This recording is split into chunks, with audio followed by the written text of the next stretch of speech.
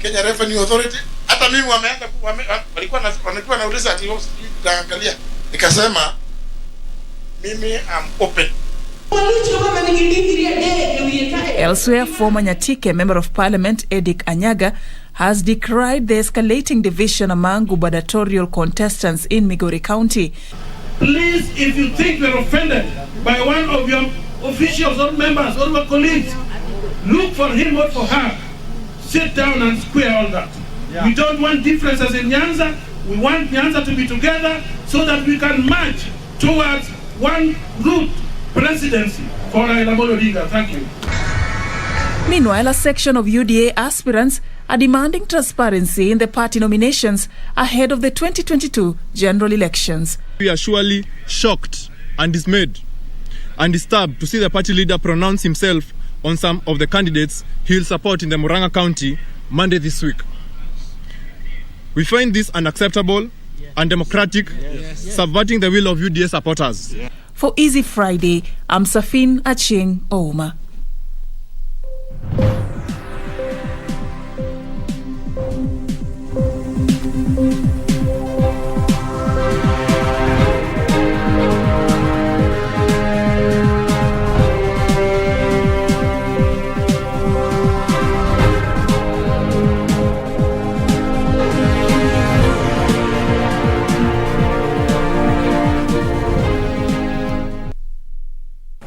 Welcome back. Time now to take a look at the latest in the world of business. My name is Carol Jenga.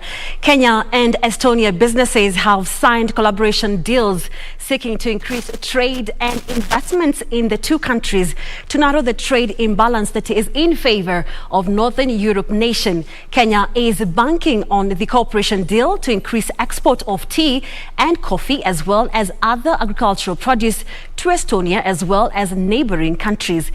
Benson Rioba has that story. In the last 3 years, Kenya export to the Northern European nation is currently valued at approximately 379,000 shillings from 56 million shillings in 2018. On the other hand, imports from Estonia to Kenya is valued at slightly over 1 billion shillings.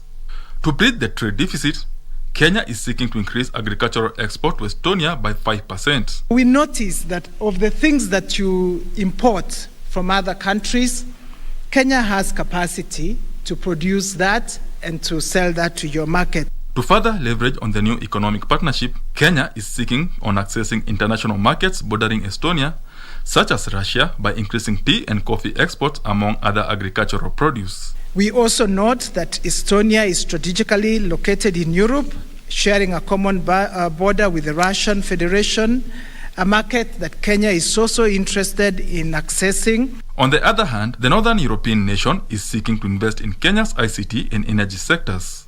Estonian startups have a lot of resources which they can use to develop in other markets. And I am quite sure that they plan to do so. Because you don't only need capital, but you need big market. During the Kenya-Estonia Business Forum, Kenya Invest and Enterprise Estonia signed a cooperation agreement on investment promotion and facilitation. In the global world, because what Estonia truly lacks is workforce. And therefore we consider ourselves a really useful partner for those countries who have growing population numbers, because we want to hire your people. Benson Rioba reporting for Easy Friday. Now we cross over now to the housing sector, where the government of Mombasa has defended its 6 billion shillings Buxton housing estate, claiming former residents have been resettled in a humanitarian manner and prioritized the allocation of the 1,800 units set to be completed next year. Governor Ali Hassan Joho dismissed claims that the project is shrouded in secrecy, noting that information about the housing project is public. I, Hassan Ali Joho, do solemnly swear. Mombasa Governor Ali Hassan Joho faced the Senate Committee on Roads over the Buxton housing estate, whose construction was stopped by the Senate last month after a section of residents of the county successfully petitioned the Senate, claiming the project is shrouded in secrecy despite being constructed on public land. Over 70% have already been sold to people who are in abroad and people who have money who already purchased the units at Buxton, leaving the people who are in Buxton houseless, and also the people who are in informal sector whom you had done the study on, still not having that opportunity to come and have some units here. This project is modeled in a way that it is 100% affordable.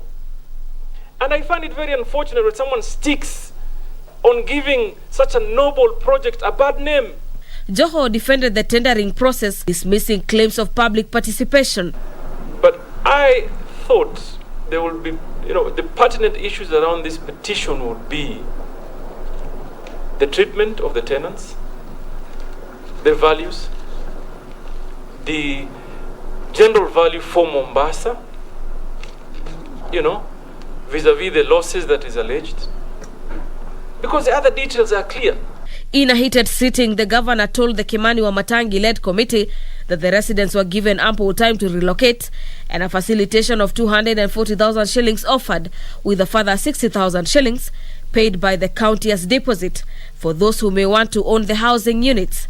Governor, Chairman, you will listen to me, Chairman. Chairman, you'll have to listen to me. Order, Governor, order, Governor, order.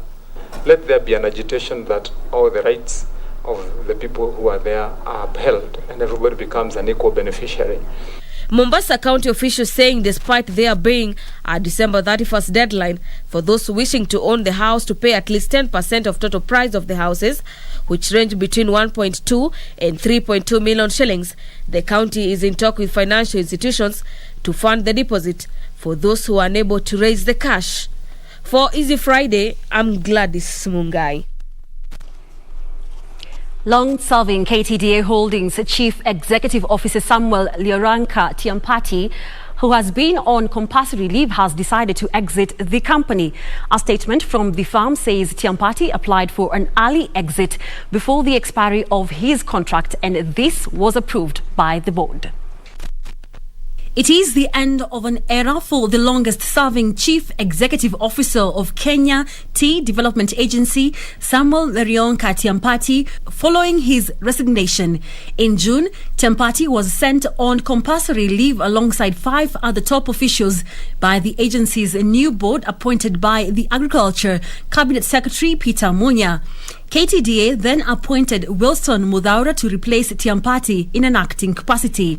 Tiampati was sent on a 3-month leave alongside Company Secretary John Omanga, Managing Director Alfred Njagi, Finance and Strategy Director Benson Ngare, and General Manager ICT David Mbogwa. This was to allow investigations into malpractices, possible abuse of office, mismanagement, and poor corporate governance practices. Tiampati's exit comes 5 months after long-serving KTDA chairman Peter Kanyago was voted out during fresh elections called by Munya for farmers to elect leaders of the tea factories affiliated to KTDA. This was ratified with the agency's board replacing him with David Monene Ichocho, who is the new KTDA chairman. Last year, President Uhuru Kenyatta called for a restructuring of KTDA to ensure farmers get the desired pay for the produce. Tiampati joined KTDA as the managing director in 2004 from Ketepa, where he served as the CEO of the KTDA subsidiary company. Now, financial inclusion in Kenya has increased to 82%, up from 26.7% in 2006, mainly driven by mobile money and investments in digital assets. You can find this story and others on our website, www.kbc.co.ke. And that is how we wrap up business news for tonight. My name is Carol Jenger. Have a good night. See you next week.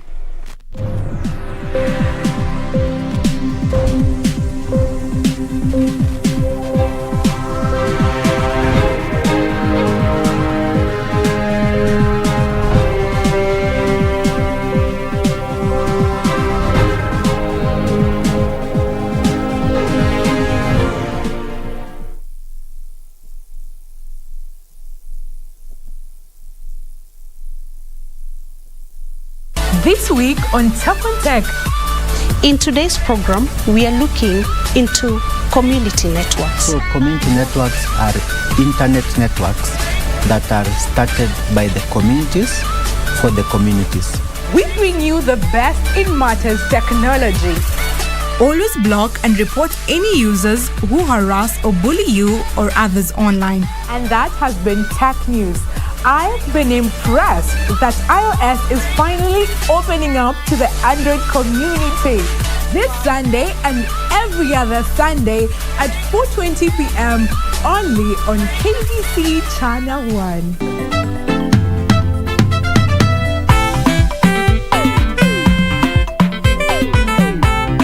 I said let's get to work. Hey, at little girl, it's a gift for you. You know, respect goes both ways. If the aim was to let the teacher go quietly, how come there are so many stories about his departure? How come? Something is amiss, eh? Something is amiss. I can confidently say I have learned nothing, and I am confident it is going to get worse before it gets better. How about who are you? I am Mr. Fridge. What sort of a stupid name is that? What did you do to piss off your parents like that? Classmates, every Saturday on KBC.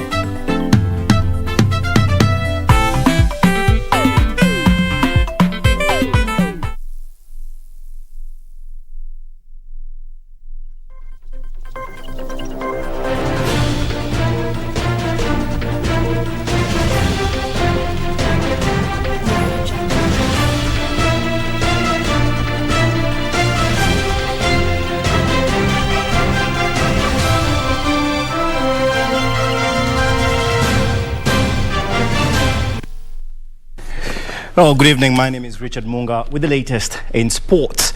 Now, the national men's volleyball team was awarded a walkover in their third Group D fixture after their opponents, Tanzania, failed to show up at the ongoing Men's Volleyball Africa Cup of Nations in Kigali, Rwanda. Kenya landed their second win of the tournament through a walkover after their opponents, Tanzania, were forced to forfeit the match due to non-payment of participation fee. Kenya was awarded 3 straight wins of 25-0. The Gideon Tarus Chargers began their campaign with a 3-2 win over Egypt before falling 3-1 to Morocco and stood a mathematical chance of progress into the quarterfinals. Should Morocco beat Egypt 3-0 or 3-1, the Kenyan team will comfortably advance to the quarters. Daniel Mwendwa for Easy Friday Sports. And of course, in a statement released later today, the Confederation of Africa Volleyball mentioned that Tanzania have been knocked out of the tournament. That is after failing to comply with their financial obligations. Now, also Olympic champion Faith Kipyegon is the 2021 Diamond League 1500 meters champion. The double Olympic champion defeated perennial rival Dutch Sifan Hassan in the final 100 meters stretch to emerge top with a time of 3 minutes 58.33 seconds. Sifan clocked 3 minutes 58.55 seconds to finish second in yet another heated race that brought fans at the stadium in Zurich up on their feet. In other races, Olympic champion Kenya's Emmanuel Korir captured the men's 800 meters Diamond League trophy that he last won 3 years ago after clocking a minute 44.56 seconds to emerge top. The 26-year-old athlete, who is the 6th fastest 800 meters runner of all time, stormed to the front to take an impressive gold ahead of teammate Ferguson Rotich, who came in second after clocking a minute 44.96 seconds, as Murphy of the United States came third with a time of 1 minute 45.21 seconds. The 2-day Zurich Diamond League was the last stop on the 11-leg calendar, where the season's champions were of course awarded.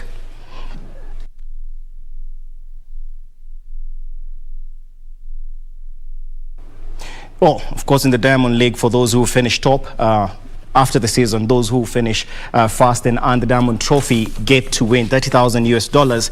And on top of that, of course, they get a wild card to the next World Athletics Championship. Now, to other matters, ANC party leader Musalia Mudavadi hosted Vihiga Queens after the team emerged victorious in the recently concluded CAF Sekafa Women's Champions League qualifiers finals that was played at the Kasarani Stadium. Vihiga beat Ethiopia's CBA in the final to clinch the sole zone slot at the inaugural CAF Women's Champions League that is slated for later this year in Egypt. Vihiga also took home $30,000 in winners' prize money, while CBE walked away with $20,000. A total of 8 teams drawn from host Kenya, Djibouti, Uganda, Tanzania and Ethiopia took part in the Sekafa tournament. players wote na officials wetu. So mi ningependa kuambia tukienda Egypt hatuendi tu kuparticipate, tunaenda kucompete na tutaleta hiyo kikombe hapa. Tuanze kujiingiza kwa groups so that you are empowered through those groups and you start your own work. As we excel in the field, we are excelling somewhere else. There's some money in the pocket. Well, internationally, Lionel Messi has overtaken Pele as the leading South American men's goal scorer in international matches after he netted a hat-trick in Argentina's World Cup qualifier win against Bolivia. Messi, past one, Lionel Messi! Scoring all the goals in the 3-0 win brought Messi's total for Argentina to 79 in 153 games. Brazil legend Pele finished his career on 77 international goals in 92 games. Messi's 14th minute from outside the box put him level with Pele, and he broke the record in the second half. After the match, Argentina captain Messi and his teammates celebrated with the Copa America trophy in front of 20,000 fans at the Monumental Stadium. He led the side to that title, his first major trophy in international football in July, beating Brazil in the final. Daniel Mwendwa for Easy Friday Sports. So the international break, of course, came to a close yesterday, meaning that major leagues across Europe come back tomorrow. The EPL, La Liga, Serie A, and of course we have Ligue 1.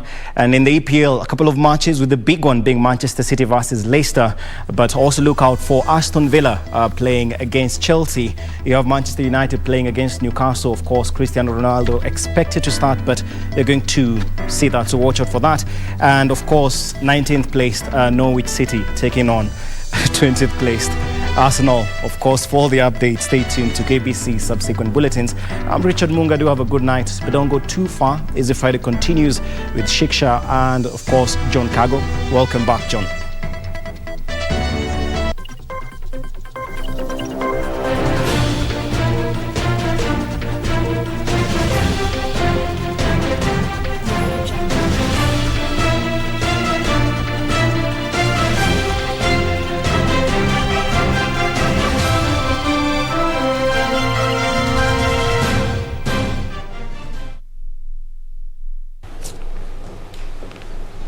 All right, and with that, it's time for us, of course, to move on to the next segment. But before we get there, John, lots of messages coming in, especially welcoming you, which, you know, it's nice to have you back. And Dennis says, welcome back, Bishop. Love your voice. What's the whole deal with Bishop?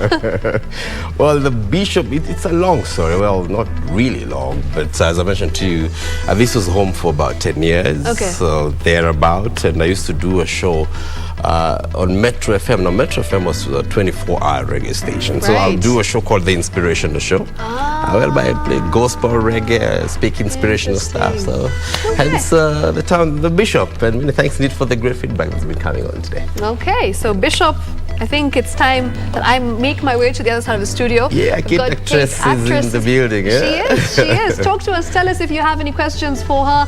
You know, whatever you want to know about the beautiful Kate Actress, let us know on hashtag Easy Friday. Send us those messages on Twitter at Shiksha Aurora, at KBC Channel 1, and she will be with us in the next few minutes. Yeah, she mentioned to me that the last time she was here was about 20 years ago. Really? 20 years ago. 10. She's saying 10. 10. I had 20. Okay. I mean, she's not that old, so 10. 10 sounds about right. Many thanks indeed. We will see you next week, so you still have the spotlight to do, right? Yes, All spotlight coming up next. I'll be back in a short while.